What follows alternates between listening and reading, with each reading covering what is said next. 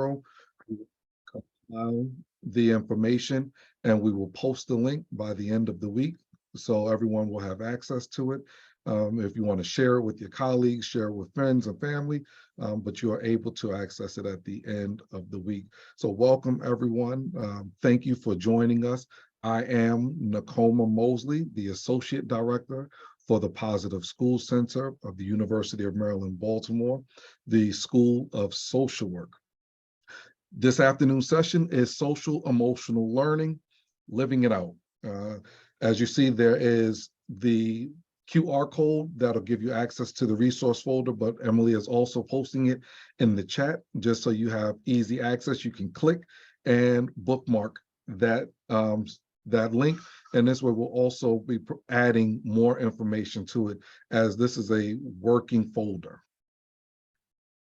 So we ask that you participate with us by staying engaged, speak your truth, experience discomfort, expect and accept non-closure.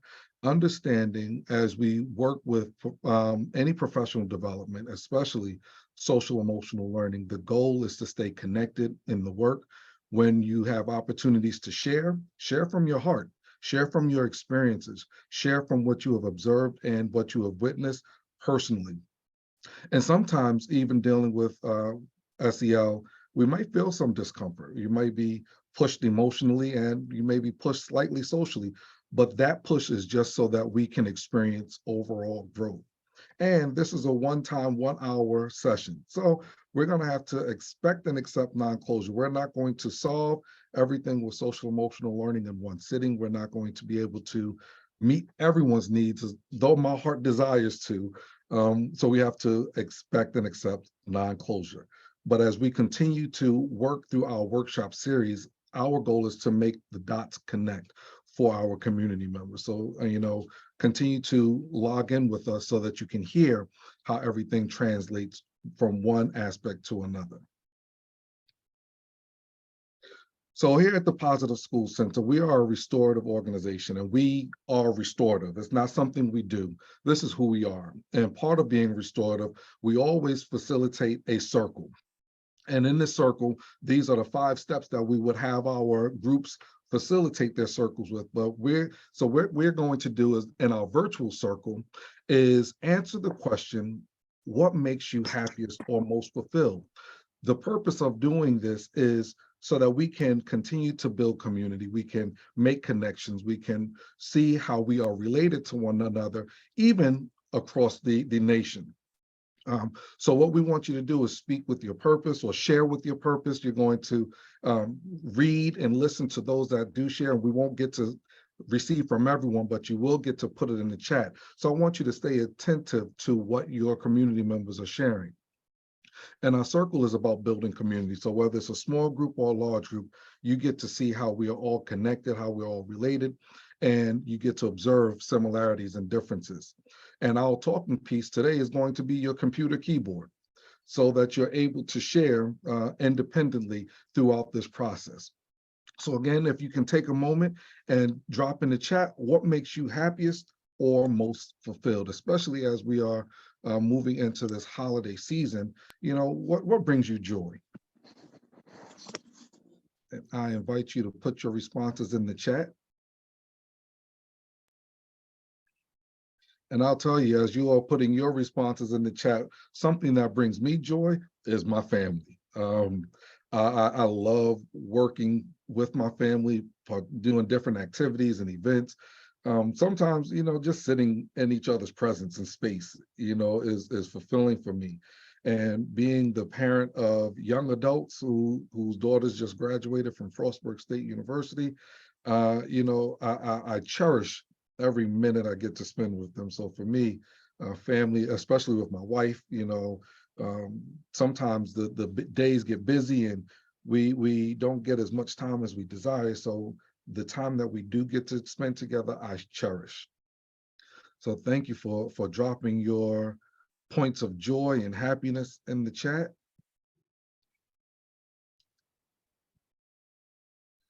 Can I get 3 volunteers? 3 volunteers. Go ahead and put up your virtual hands and share what makes you happy.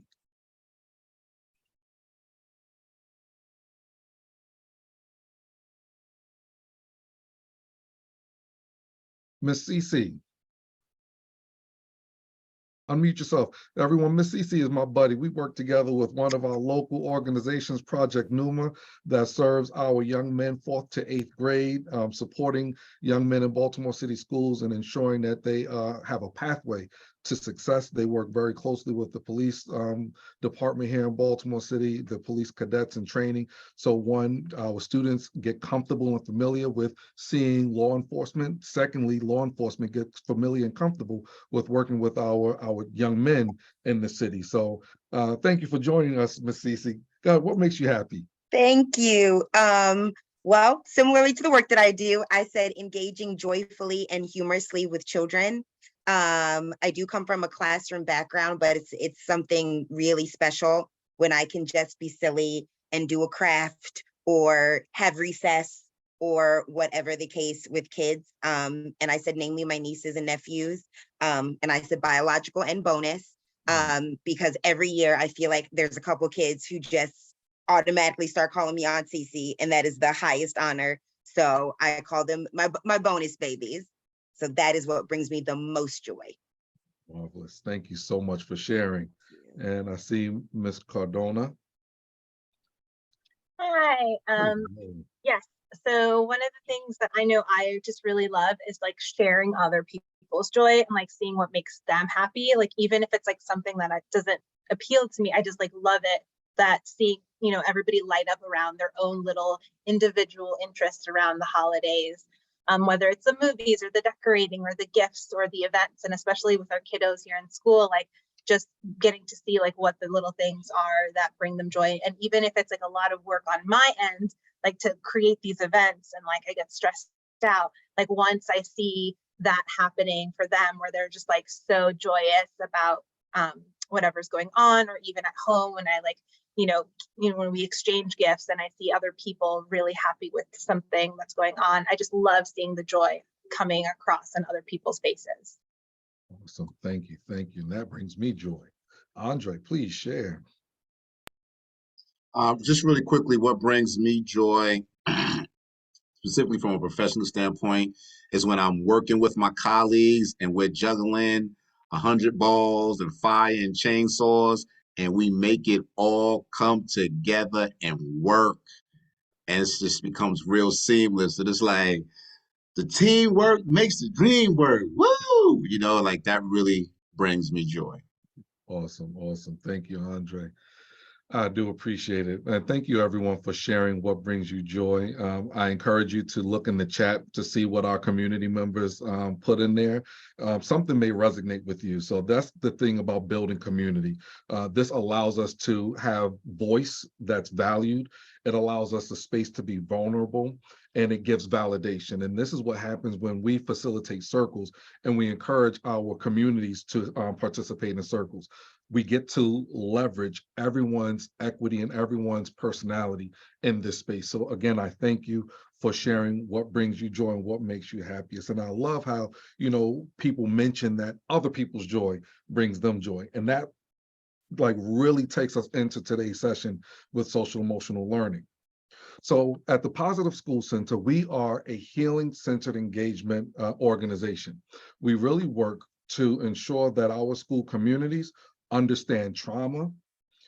They have an understanding of restorative practice.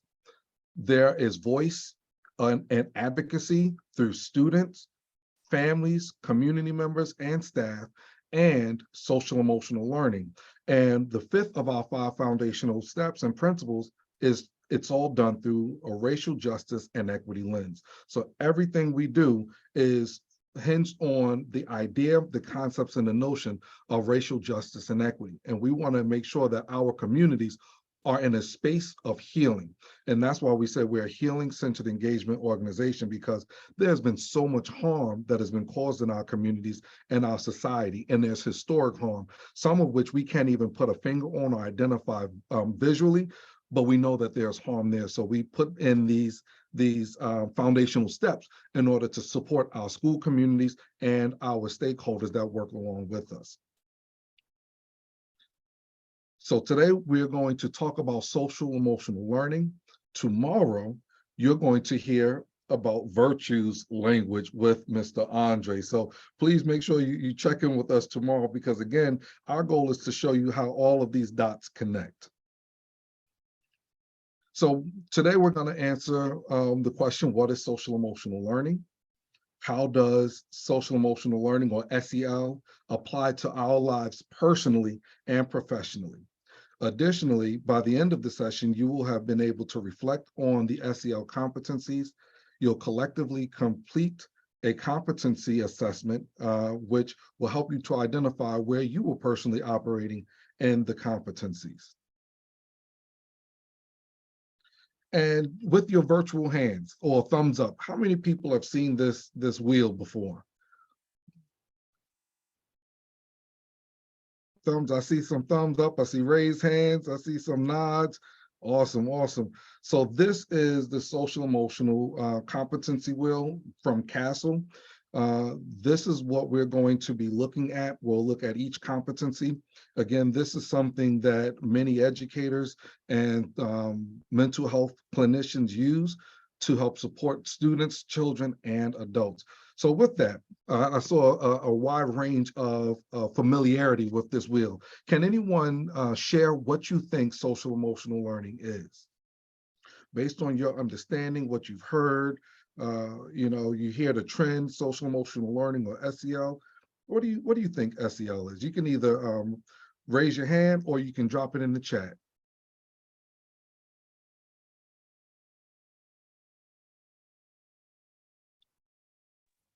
I would say it's really about like self-awareness and the conscious awareness of other people around you, like emotionally, and that people, there ebbs and flows to that, right? We're not one-dimensional. We're not the same in one season of our lives. Thank you for sharing. Did anyone want to add to that?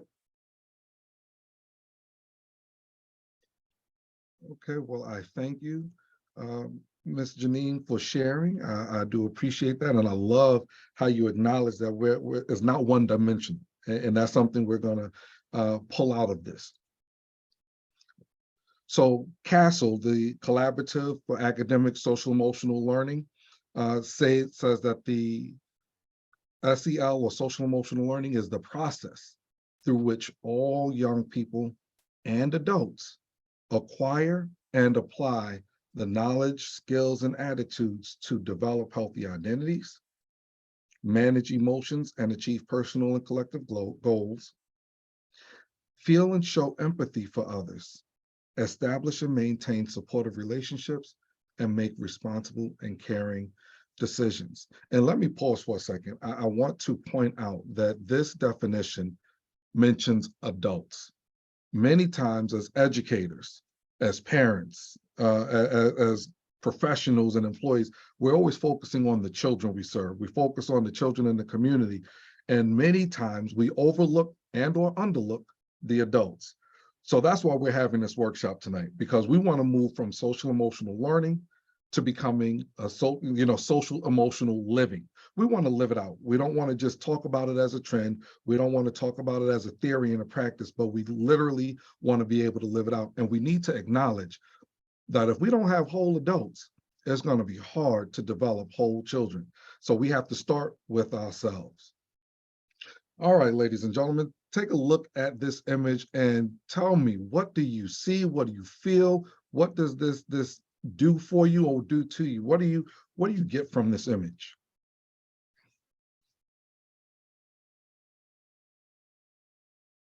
Andre. There's a whole lot going on and going in and maybe coming out. Good. So that's kind of what I see. A lot going on, a lot going in, a lot going out. Okay. Anybody else? Anybody? Chaos and confusion, chaos, real life. How about that, right? Feels very familiar, beautiful, and yet often chaotic and exhausting Ms. Cat said mine right now. Yes, it is. Yes, Ms. Curly Nugent. Yeah, I think lately I personally have been feeling very overwhelmed and like I wish my brain would slow down enough that I could catch up to it. And so I am personally really identifying with this and seeing that through my own lens today, where it just feels like if this person's brain could declutter, then maybe they'd be able to like do things. I love it. All of your points is exactly what we were going for with this. Like, this image depicts us in any particular moment, at any given time, on any given day, whether it's at work, it's at home, faith-based institutions, in the market. Like, there's always something going on. And as Andre mentioned, there's stuff going in, and then there's stuff that's coming out, right? It's not just what we're intaking. There's a lot of output that happens in our lives. So this image is what's happening in our day-to-day. And our goal is that as we learn to be socially and emotionally aware, that we can begin to contain this. And by the end of this session, I'm hoping that we will have a better grasp on how to manage what's happening in our minds. Because yes, there is a lot of chaos. There becomes a lot of clutter. It's a lot of stuff going on. And, you see time and work and some family stuff, and it's all sorts of colors. So this represents who we are on any given day. So we start with self-awareness. And self-awareness is the ability to understand one's own emotions, thoughts, values, and how you influence behaviors across contexts. You're able to recognize your strength and limitations with a well-grounded sense of confidence and purpose. And that's sometimes challenging for me. As I look at what I am doing and I'm able to do and all of the things that I get into, I'm always mindful of my ability to perform. And what we call it the imposter syndrome. I'm always suppressing myself. I'm always, thinking that I may not be good enough, or, it's hard for me to carry out a duty. But in actuality, that's not necessarily the truth. But my self-awareness is the feelings that I'm having about what I'm doing or where I may be in a particular setting. So we're starting with self-awareness. And what I want you to do is to assess your own self-awareness. How difficult or easy is it for you to identify your own emotions in a moment? Are you able to recognize and reflect on ways in which your identity shapes your views, biases, and prejudices? And can you see how you have a valuable role in work, family, and community? And this is an opportunity for you to share. You can put it in the chat. You can open up your mic. You can raise your hand and tell us, is it difficult or is it easy for you to work on any of these bullets here? Ms. Cat? I'm very eager because this part resonates with me because I'm learning this myself. One, I would say it's very hard to be able to pick, like, to be aware of, like, I'm acting like this because of something I'm going on personal, and not being able to tell a difference sometimes. It's really hard. I say I'm good at it only because I'm in therapy right now, and with my therapist, I'm working through being more aware and understanding that sometimes I get triggered quickly. Especially, I work with high school students, so sometimes I get triggered quicker. It's like I'm reacting like off of my emotions and not acting off of like right now in the present moment what's going on. So I'm learning how to differ my personal problems and work. So it's hard, but I'm getting there and I'm getting better. So I'm also now able to tell, like, when if my personal life a lot is going on, sometimes at work I show up a little angry, a little bit different. So I'm trying to stop, letting my personal life affect my work life. So yeah, it's helping. So, Ms. Cat, thank you for being vulnerable. Thank you for sharing. That is major. I congratulate you on doing what's necessary for you so that you can be better for those that you serve. And trust me, I understand high school population is a totally different level of dealing. So for that, I also commend you. But you acknowledge that, it's hard. It was hard, but you did some things for yourself in order to improve this practice. And it's a work in progress, right? And that's why I said, we have to accept and expect non-closure, because this is something that is ongoing as we work toward being a social emotional competent, and we're living it out. There are going to be things that, as you said, trigger us. We are going to be sparked and provoked by different things in our lives and in our society and our community that may impact us directly or indirectly, and it will determine how we show up. So there's a video that I love with educators. There was a teacher who was reporting to class, and he was kind of slumped over, his shoulders were low, and he looked heavy and sad. But he got to his classroom door and he straightened himself up, he shook it off, he put on a smile, and he walked in his door. Many times we show up in ways and we don't even realize it, based on some of the things that we've been dealing with or we've encountered. So, Ms. Cat, I thank you for sharing what you have gone through and what you're doing to be more self-aware. Is there anyone else that would like to share? You can either put it in the chat. Thank you, Mr. Zimmerman. He says, for him, it's easier doing things to keep occupied in activity than to reflect and pause. Oh, that's major. He focuses on what result I have accomplished, and as a parent and educational teaching in in the university environment. So it's easy to do, and I always say we're creatures of habit. We get our hands on something and we plow through it, but we don't really reflect. We don't take that time to assess how was our day, or how was that moment, or what happened in this situation.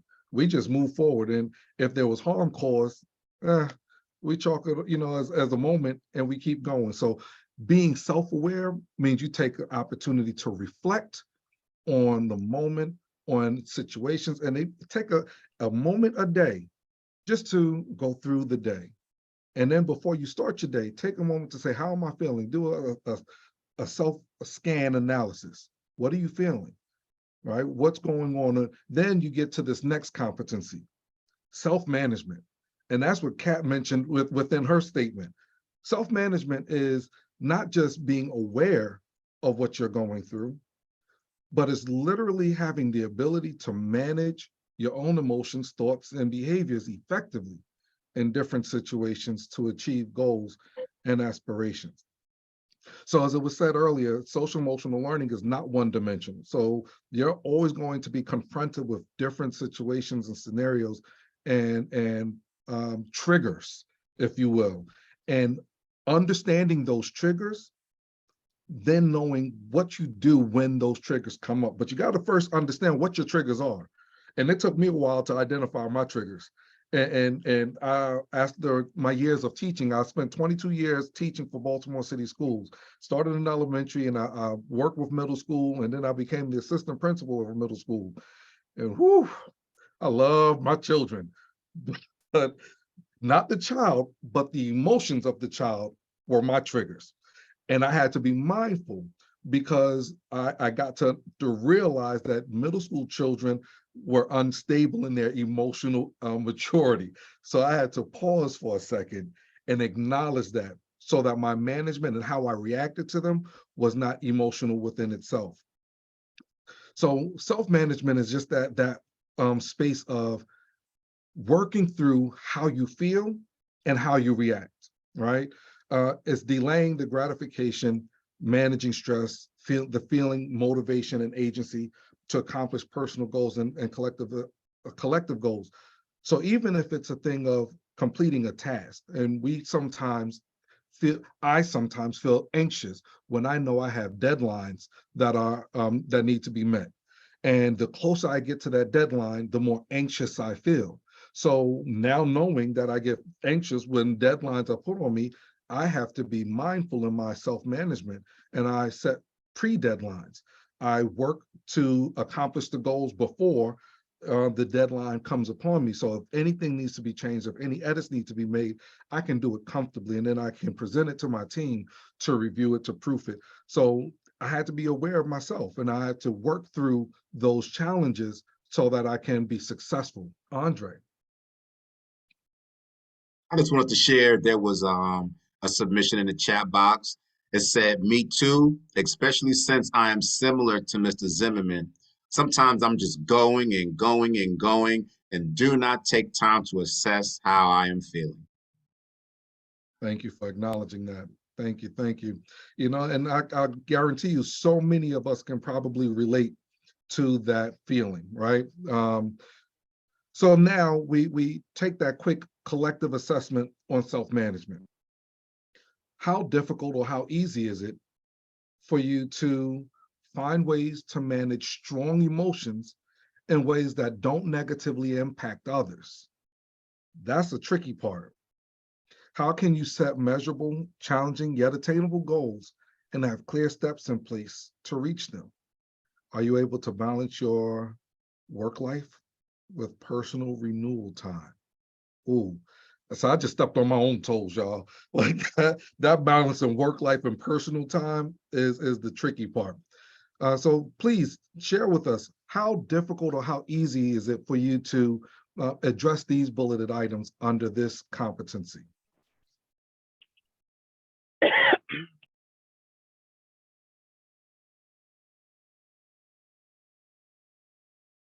You know, as an educator, we love that effective wait time. You know, we will wait for you. Yes, I can Andre. speak to, because I think a lot of it, like for folks saying like needing of not taking the moment to kind of reflect, and I'm really guilty of that. And I think I actually had to kind of watch some people self-destruct a little bit for folks who weren't good at that self-management and that set out from a place of wanting to do something good, but ultimately ended up causing a lot of harm because they weren't listening to kind of those cues in their body. And so, and for us as like an organization, that caused a lot of harm. So I think for me, I kind of had to watch someone else make that mistake to learn that I needed to sit down whether I felt like it or not. And I needed to listen to kind of whether I was holding anxiety or fear or like resentment. Thank you. Thank you for sharing, Emily. Cece. Definitely the one that stands out as the most challenging is the measurable, challenging, and attainable goals. Setting that and having clear steps. Anxiety can make my mind race, so sticking to the plan can be very challenging, as well as I tend to hyper focus on the potential of perceived failure, and that is often a hindrance. So even if I know intrinsically I have the tools and the community and the skills to execute and follow through with goals, oftentimes I have to, like, again, shout out to therapy. You know, I sit with my therapist and help make long and short-term goals, because just having a second voice to say, these things are doable. Let's go through, you know you are able to bring to the table in your family, in your community, in your workplace. So you know that you can do these things. So let's solidify a pathway. Beautiful. Thank you for sharing. Ms. Janine. I would say I've had like difficulty and ease with each of them along my journey. I think the biggest thing for me is learning when to surrender to a process, right? Like when it comes to like finding balance, it's like surrendering. It's like, are you trying to force like a circle into like a square type thing, or however it goes, you know, like, and so I think that's been even pivotal for me in this season. I think also in the self-management, there's a we in that too. So when it goes back to, I find ways to manage strong emotions in ways that don't negatively impact others. I have to communicate with the others in my space on what I need in that moment and just be in tune with what they need too. Because I think it's a two-way street in managing the emotions. So We also have another chat submission. Yes, sir. Changing from work with high schoolers to working with a toddler has been challenging because this toddler at least doesn't always understand when the adult needs a timeout to manage emotions. It's a new, different challenge level. Very much so, and I thank you all for sharing that transition with age levels and grade levels is major, and having the understanding within yourselves to realize you need those moments, and now is working with the community to learn how to work in those moments for those breaks and those timeouts, and it's a work in progress, right? So one of the things for me with self-management was identifying an accountability partner. So whether it's therapy, a friend, someone that's close to you that you can rely on, that keep your stuff confidential, but will give it to you to where it'll help push you, So that is one of the work throughs for me with self-management. I have to be able to share that self-awareness. What am I feeling? What am I going through? And trusting the individual to hold me accountable to it. And sometimes, it's just holding my hand through it. So those are some of the points that I work through to deal with self-awareness and self-management. The other competency is social awareness. And many of you have spoken to this from the very beginning of this session. You talked about impacting others around us and how what you do shows up for the people around you and in your community and even in your family. So social awareness is the ability to understand the perspective of others and empathize with others, including those from diverse backgrounds, cultures, and contexts. And sometimes this can become challenging because, we differ in opinions and feelings and thoughts. But how do we respect others' feelings and thoughts? Like, how do we receive what they're saying? And sometimes, even in disagreeing, what are some of the things that we're doing that we can agree to disagree and do it respectfully? So similarly, I want you to think about these 3 bullets, and I want you to meditate on these. Like, is it difficult or easy for you to pay attention to feelings of others and recognize how your words and behaviors impact them? Are we able to learn from those who have different opinions than us? Are we able to understand the systemic, historical, and organizational forces that operate among people? Let's think about that. The social awareness, and especially in the world of social media and how media portrays things, like for us personally, how will our ability to be social and emotionally aware and competent impact how we deal with others around us? And it's not always friends, it's not always family members, it's not always co-workers. And that's what we mean by living this out, right? It can be somebody in the store. It can be somebody on 694 or your local throughway and highway, remembering that this is a national platform right here. So when you're driving and you see someone cut you off, but you're already feeling some type of way, how do you respond to them? How do we interact socially? How are we mindful about others? Or in a conversation, how are we eliciting the values and viewpoints of others? So talk to me. Do you find any of these bulleted points difficult? Is it easy for you? How do you assess yourself with social awareness with these bullets? Janine. The one that says, I learn from those who have different opinions than me. So the opinions are not just like what people say, it comes through their actions.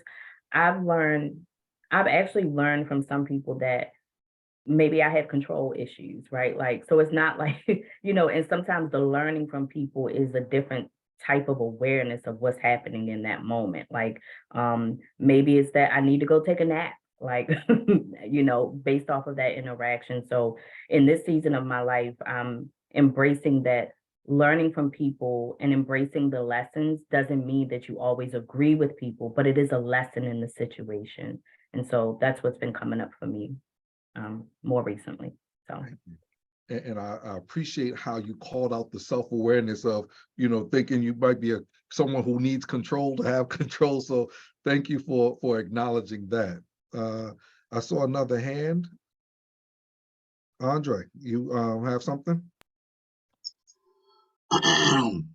Social awareness is a little different interestingly enough, self-management is more challenging for me. The only thing that's different about social awareness is the awkwardness and the discomfort around it. Because I'm very self-aware about it, and the engagement is where it begins to be that balance to now navigate and move in that awkward and uncomfortable space. You know, when it's like that direct confrontation, how does it, you know, pan out or play out? So I would say it's not difficult, it's not easy, it's somewhere in the middle for me. And I would say that it's like awkward, you know, it's a little challenging, you know, and it's kind of like a funny balancing act for me. Yes, sir. Thank you. Thank you. And I can relate to that. You know, many times and being socially aware, I have learned and am learning to what I call read the room. And in doing that, you observe people's reactions, people's body language, their nonverbal communication and cues. And many times I can be very, I know how to withhold my emotional vision, you know, looks. So people have told me they don't know how to read me. And that's because they want to get something from me. So, you know, I understand that awkwardness in a space because, you know, people don't know how to read you and you may not know how to address the situation with people. So thank you for sharing. We have Shantae. two chat submissions. I'm going to read those. Okay. Thank you all for continually populating our chat box. We have paying attention to others' feelings. I'm very cognizant of that. I try to be careful with my words and using the right words and the tone in which I deliver those words.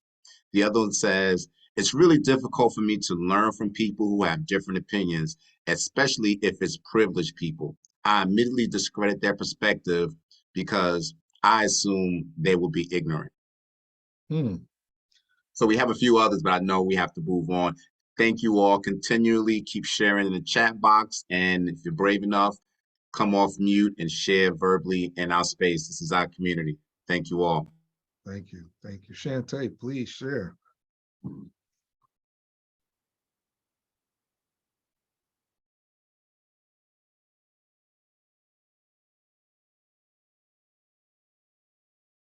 If you're sharing, you're on mute, Shantae.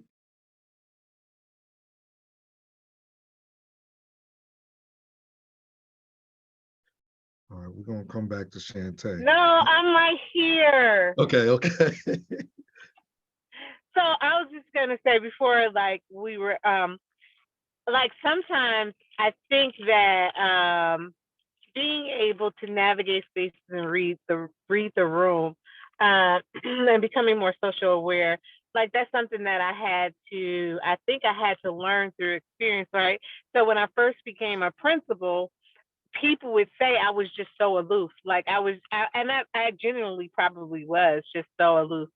Um, but what I realized in operating in community, it was a muscle like I had to exercise just to be able to navigate spaces and read the room and be able to connect with people in different ways, so that I'm able to to become a little bit more social aware.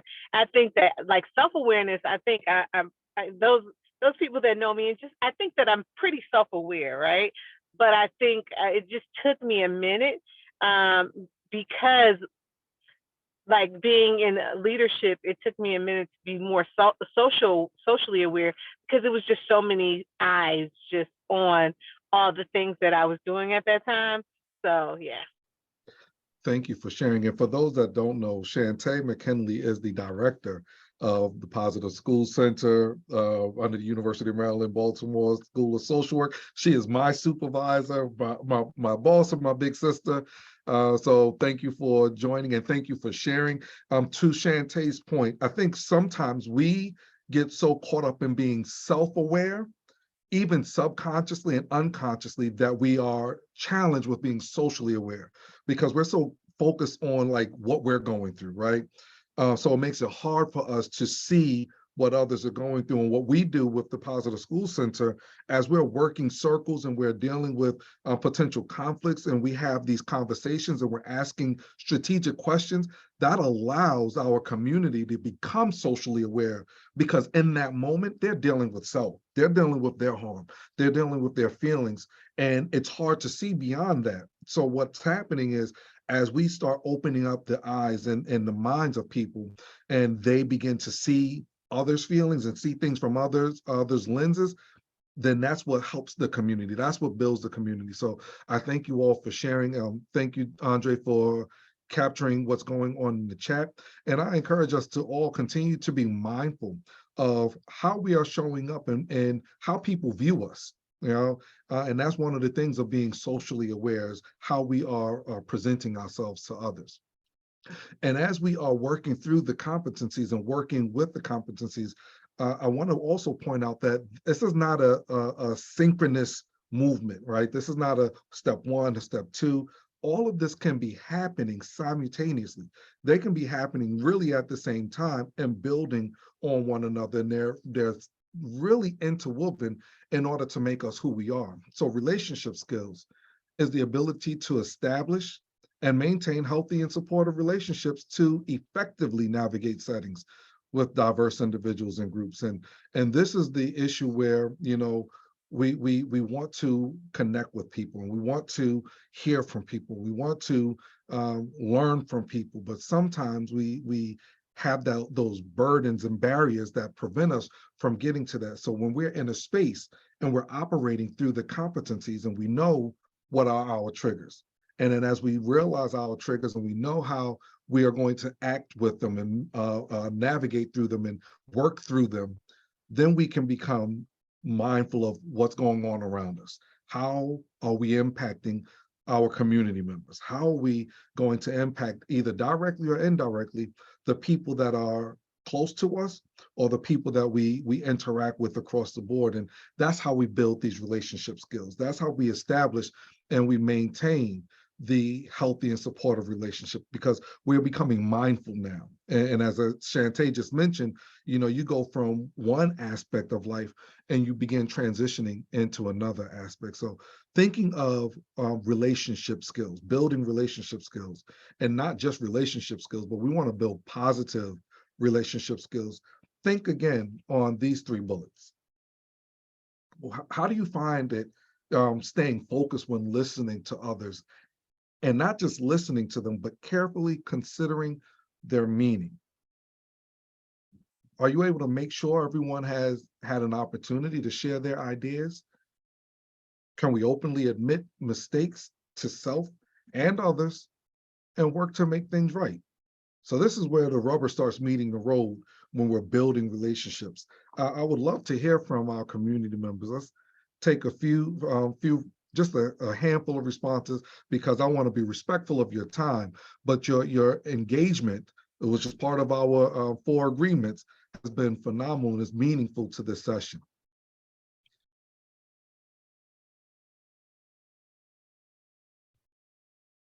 I know for me personally, and I'm gonna come to you, Ms. Kat, personally, it was staying focused while listening to others. I was listening to respond, not listening to understand. And that was something I had to work on. Ms. Kat? I agree with you. I was going to say that I'm still learning, like, to be thinking that I'm listening to somebody, but realize that I wasn't listening to nothing they was saying, because I was so busy trying to get what I had to say out. And also the one where it says, I openly admit my mistakes to myself and others. I'm learning how to do that. Like, I had to do that this year, like admit that I was wrong, and the other person not admit that they was wrong, and still have to be okay with it and move past it. Thank you for sharing. Thank you, Ms. Kat, for connecting with me. CC. Similarly, staying focused when listening to others. I have to credit children so much for that, because they can be so long-winded. And they have really, working with kids and being an educator has taught me how to dial in and actively listen, even when it's the song that never ends. And so that's a skill that I've been actively working on, and it feels good to see it transfer into my relationships with adults and coworkers and family and all of that. But it is definitely an ongoing learning process, not to zone out. Mhm. Thank you. We have 2 submissions in the chat, Mhm. Nakoma.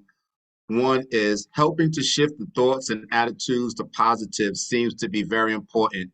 There is always negative, but to focus on the positive seems to help move forward from the negative to the possible and to a better future. And then there's one more that says genuine transparency about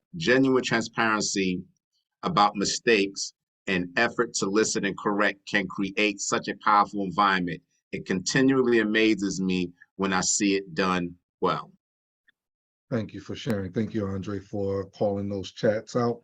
And those are important parts. You know, we want to be mindful of how we are seeing from negative to positive and transitioning our energy as we are dealing with people and dealing with self, you know, and continuing to work through these competencies. And the fifth competency, and again, it's not that they're in order, but this is acknowledged as the fifth competency, is the responsible decision making.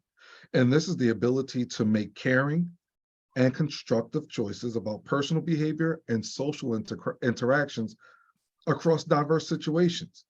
And as I said, sometimes these are happening simultaneously throughout your moment in life, throughout those situations and scenarios that you may experience. So the responsible decision making is figuring out what's your trigger, what bothers you, what's upsetting you, or what makes you happy. And then how do you react to that, right? How do you respond? How do you live through those moments? And being mindful, conscious of how it'll impact others around you. How do I show up? How will it hurt someone's feelings? How will it frustrate others? And how will it cause them to react to me? So this responsible decision making is something that is embedded in each competency. And this is what helps us to be social, emotionally living individuals. So we want to go from social emotional learning to social emotional living. We have to start living it out. We have to make this a part of our lives so that we are better community members, better employees, better supervisors, and better family members.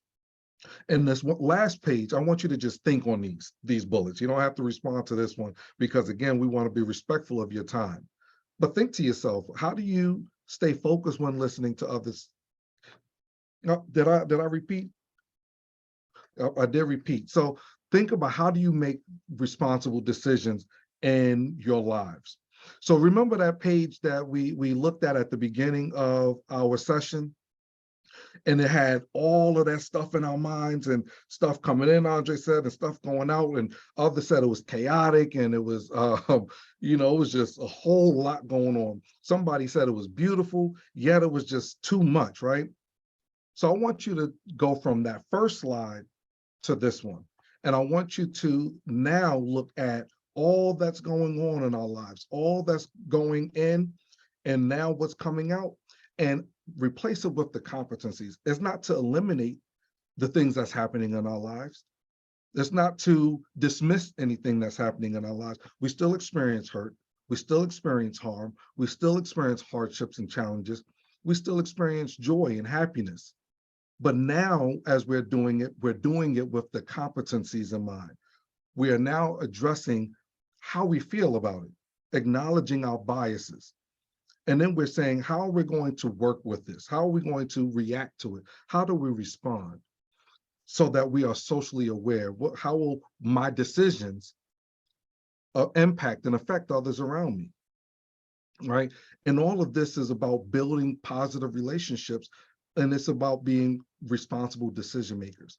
This is what social emotional learning or living is. So we always talk about social emotional learning. It's learning, and it's good to learn. But at some point in our lives, we have to take what we've learned and apply it and live it out. And that's what this is. So this is taking those 5 competencies and applying it to our lives and not having a full mind, but being mindful. So again, for those that may not have had access to it, this is the QR code for the resource folder. Emily has been dropping the link in the chat. I encourage you to get access to it. You know, the slideshows in there, there are some articles. There's the full self-assessment for your competencies so that you are able to determine where you are operating in your competencies. Andre.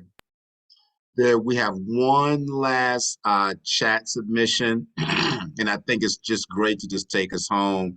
It says, yes, I can see it's difficult to listen when others are talking, especially my students, when they're sharing long stories that don't seem to be going anywhere.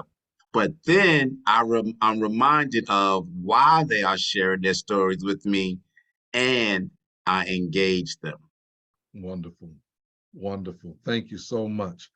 And I can attest, I can relate to that. Like as a teacher and an assistant principal and principal, and you go to listen or deal with a situation and they start to talking and you're thinking about observations or you're thinking about, you know, getting this reported or you're thinking about the next meeting, but we want to pause for a moment and be present. And it's not just with the students, it's even with adults and adults, it's with each other. So if we're going to lend ourselves to hearing from people, let's pause to listen. And I've also learned when you're walking down the street and you ask somebody or you greet them and you ask, how are you doing?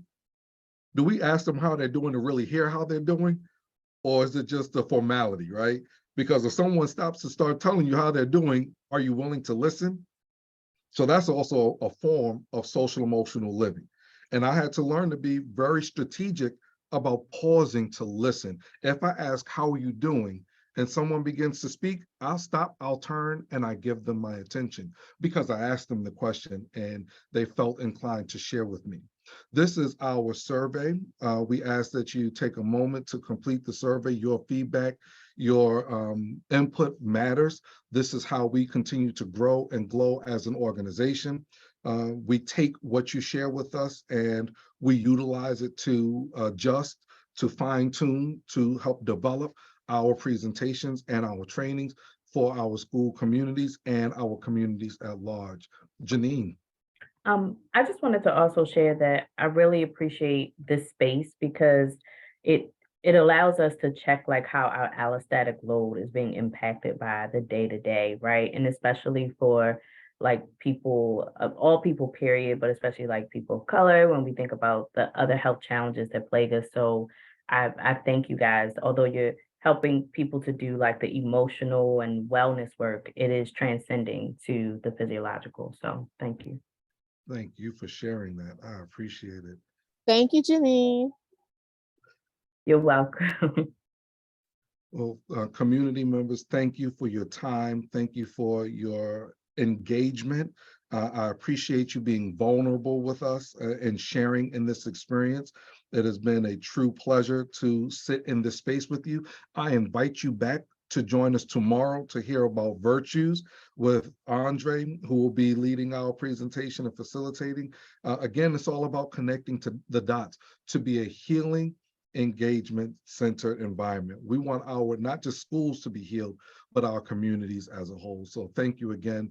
I appreciate you. Please make sure you complete the survey.